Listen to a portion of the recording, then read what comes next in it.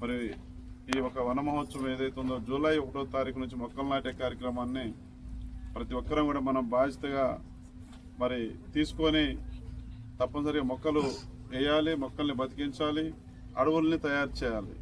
ఇది ఒక ఫారెస్ట్ డిపార్ట్మెంటే కాదు, అందరి బాధ్యత.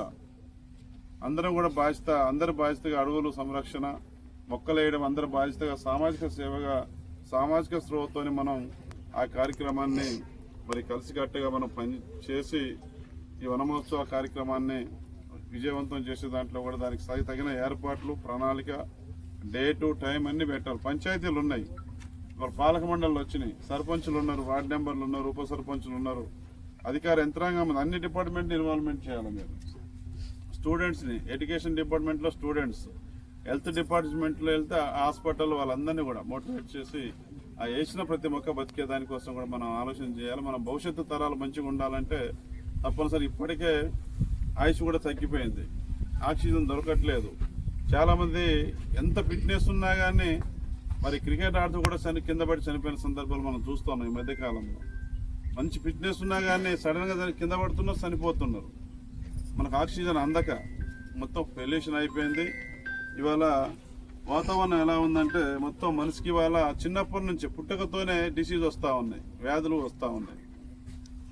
హార్ట్ ఆపరేషన్ చిన్న వయసులోనే పుట్టుకతోనే హార్ట్ ఆపరేషన్ చేయాలని చిన్నపిల్లలు కూడా వస్తూ ఉన్నాయి జబ్బులు. కంటి చూపు తగ్గుతూ ఉంది. మరి అదేవిధంగా మరి వాళ్ళు చూస్తే షుగర్లు, బీపీలు, మరి వాళ్ళ లివరు డ్యామేజ్ అవ్వడం, మన కిడ్నీలు, హాస్పిటల్కి పోయే వరకు కూడా తెలియదు మనం మంచిగా ఉన్నాం అనుకుంటాం. ఇవాళ ఏ హాస్పిటల్ నిండిపోతూ ఉంది. ఎందుకు పోతున్నారు? ఆ రోగం ఉండి పోవట్లే, ఏమైనా రోగం ఉందని చూపించుకోవడానికి పోతున్నారు. టెస్టులు చేసిన తర్వాత నీకు ఈ రోగం ఉందని డాక్టర్ చెబితే అప్పుడు జాగ్రత్త పడుతూ ఉన్నారు. మనం బాగానే ఉన్నాం అనుకుంటాం, ఆడికి పోయేదాకా తెలియదు. మనకు గుండె ఆగిపోతూ ఉంది, గుండె నొప్పి వస్తూ ఉంది. అదేవిధంగా గ్యాస్ ప్రాబ్లమ్స్ వస్తూ ఉన్నాయి, తిన్నది అరగట్లేదు. తిన్నది అరగతా ఉన్నారు, వాకింగ్ చేస్తూ ఉన్నారు, ఎక్సర్సైజ్ చేస్తూ ఉన్నారు. ఇవన్నీ కారణాలు ఏంటి?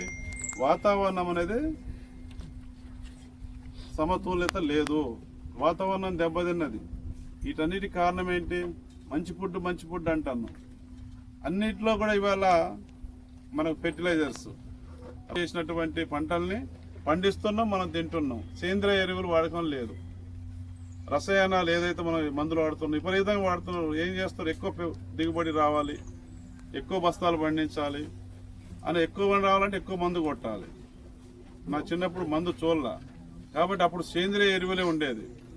ఆవు పేడ మంచిగా అవి పొలాలలో వేసుకుంటే బ్రహ్మాండంగా పండేది పంట. ఆరోగ్యంగా ఉండేవారు మన తండ్రులు, తాతలు. వాళ్ళు ఇప్పుడు కూడా అప్పుడు చేసిన కష్టం అట్లా ఉండేది. శారీరక శ్రమ ఉండేది, కష్టం ఉండేది, తినే ఫుడ్ కూడా ఒరిజినాలిటీ, క్వాలిటీ ఉండేది.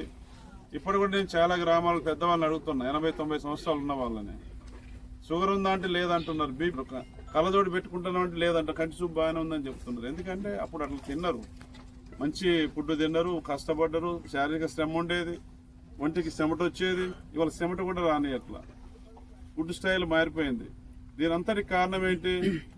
ఆక్సిజన్ సరిపడలేదు, ఆక్సిజన్ తగ్గిపోయింది, పొల్యూషన్ పెరిగిపోయింది.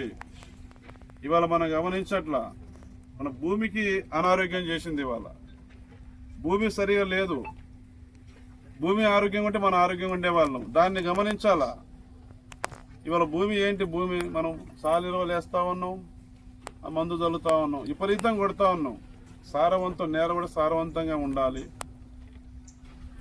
అందులో అలా ఉండే మందులు చల్లడం వల్ల అందులో ఉండేటటువంటి కీటకాలు, మరి అందులో ఉండాల్సినటువంటి ఎండుకాయలు కానీ పురుగులు కానీ ఏమి ఉండట్లా. ఒకప్పుడు వర్షాకాలం వచ్చిందంటే రోహిణి కార్తె పోయి మరి మృగశిర కార్తె వచ్చిందంటే తొలకరిలో మనకు ఆరుద్ర పురుగులు కనపడేటివి. చిన్నప్పుడు ఎర్రగా గుంపులు ఉండేటివి అన్ని అవుతా ఉన్నాయి. ఈ నేల కూడా ఆరోగ్యంగా లేదు. ఇవాళ మనిషికే ఆరోగ్యంగా లేవనుకుంటాం, నేల ఆరోగ్యంగా లేదని ఎవరు చూడట్లా.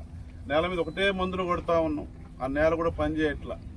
ఇటువంటి పరిస్థితి నుంచి మనం బయటపడాలి. ఇది అందరి బాధ్యత. అడవుల సంరక్షణ, ప్రతి మానవుడు అనేది ఏంటి?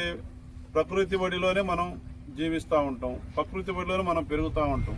ఆ ప్రకృతిని మనం కాపాడుకోవాలి. మనం ఆరోగ్యంగా ఉన్నామా లేమా కాదు, భూమిని కూడా ఆరోగ్యంగా ఉండేదానికోసం మనం ప్రయత్నం చేయాలి. ఆ వైపుగా మనం ఆలోచన చేస్తూ ముందుకెళ్ళాలి. మరి ఈ రోజున ఏదైతే ఉందో ఈ అడవులు, ఈ మొక్కలు, వీటి బాధ్యత, వీటి యొక్క ఎంత అవసరం అంటే అవి ఆరోగ్యంగా ఉంటేనే మనం ఆరోగ్యంగా ఉంటాం. ఇవాళ అడవులు తగ్గిపోతూ ఉన్నాయి, భూములేమో అనారోగ్యానికి గురవుతూ ఉన్నాయి, పంట పొలాలు ఇవన్నీ కూడా. ఆ భూమిలో మనం న్యాచురల్గా పంట పండిద్దామంటే పండే పరిస్థితి లేదు ఇవాళ. ఇటువంటి పరిస్థితులు ఉన్నాయి కాబట్టి ఏదేమైనా ఇవాళ అడవుల సంరక్షణ అనేది మన అందరి బాధ్యత. ఇక్కడ మీ ఎమ్మెల్యేగా, ప్రజాప్రతినిధిగా ఎక్కడ కానీ మొక్కలు వేయాలని చెప్తా ఉన్నాం. ప్రతి ఏడు చెట్లు నరికితే ప్రమాదం ఏంటో చెప్తా ఉన్నాం. ఎక్కడ కూడా నరకొద్దని చెప్తాను. ఎక్కడ మీటింగ్ పెట్టినా కానీ ఈ యొక్క ఫారెస్ట్ గురించి, అడవుల ప్రాధాన్యత గురించి నేను చెప్తానే ఉన్నాను. నేను ఇది అందరి బాధ్యత కావాలి. అడవులు ఎంత బాగా విస్తారంగా మనం కట్టుకుంటే, కాపాడుకుంటే అంత ఉపయోగం ఉంటుంది. మన భవిష్యత్ తరాలైనా సరే వాటిని భవిష్యత్ తరాలకైనా మంచి ఆరోగ్యాన్ని, మంచి వాతావరణాన్ని అందించేదానికోసం ఈ వనమహోత్సవం ఆ వైపుగా మరి ముందుకెళ్లాలని, ఈ వనమహోత్సవ లక్ష్యాలు ఏవైతే ఉన్నాయో ఈ టార్గెట్ రీచ్ అయ్యే విధంగా